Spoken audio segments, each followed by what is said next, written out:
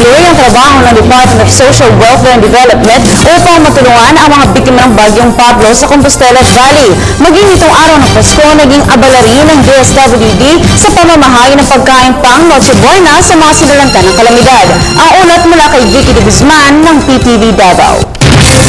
Walang Christmas break at tuloy-tuloy ang pagtulong. Ganito ang paglarawan ng Regional Director ng Department of Social Welfare and Development Region 11, Priscilla M. Razon, sa kasalukuyang estado ng mga volunteers at DSWD teams.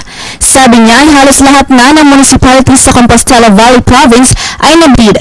Dagdag pa niya may humigit 7,000 Noche Buena packs ang hindi pa nila naihahatid sa Valley Province at balak nila ito may bigay ngayong araw hanggang bukas. Sa Katiil naman ay may natitira pa silang 4,900 Noche Buena packs na ihahatid. Samantala, may sagot naman si Razon sa mga nagsasabing wala umanong sistemang pagbibigay ng mga relief goods at Noche Buena packs. Sabi niya kanina sa Interagency Relief Operations Center briefing sa Davao City na ang Family Access Card ang magpapatunay kung may natanggap ng relief goods ang isang pamilya at kung ilan na ang natanggap nito sa isang araw. Ito rin umano ang nagsisilbing profile record nila sa kanilang mga kliyente. Sabi naman din ni Captain Severino David ng Philippine Navy, hindi umano sila magdedesisyon kung ititigil na ang search, rescue and retrieval operations kung hindi ang provincial government.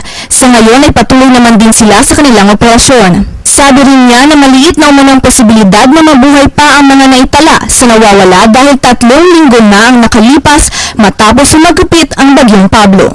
Para sa Telebisyon ng Bayan, Vicky de Guzman.